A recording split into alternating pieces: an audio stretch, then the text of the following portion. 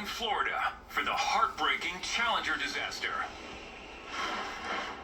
It's January 28th, 1986. President Ronald Reagan is preparing to deliver his State of the Union address.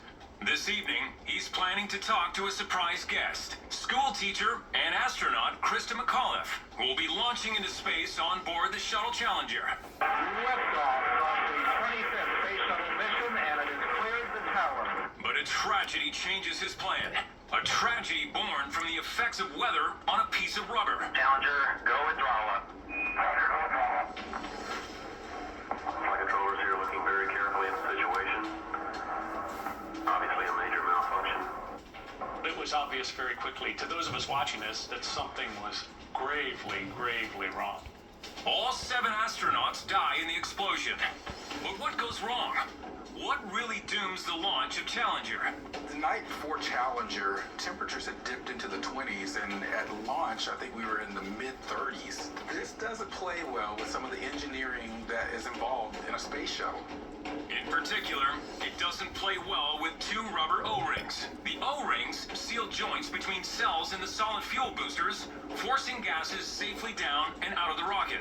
Those O-rings are engineered to be pliable or resilient down to certain temperatures, but the colder it gets, the less resilient they got. NASA knows about the temperature limitations of the O-rings and calls outside engineers to ask if it's safe to launch. Who were unanimous? Absolutely not.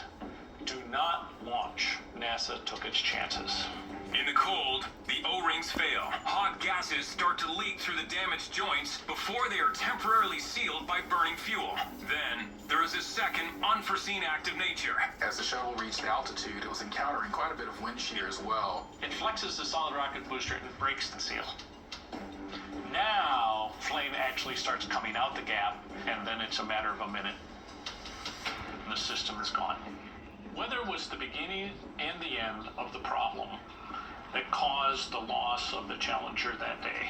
Instead of giving his State of the Union address, President Reagan mourns the loss of 7 American heroes. We will never forget them, nor the last time we saw them this morning, as they prepared for their journey and waved goodbye, and slipped to the surly bonds of Earth to touch the face of God.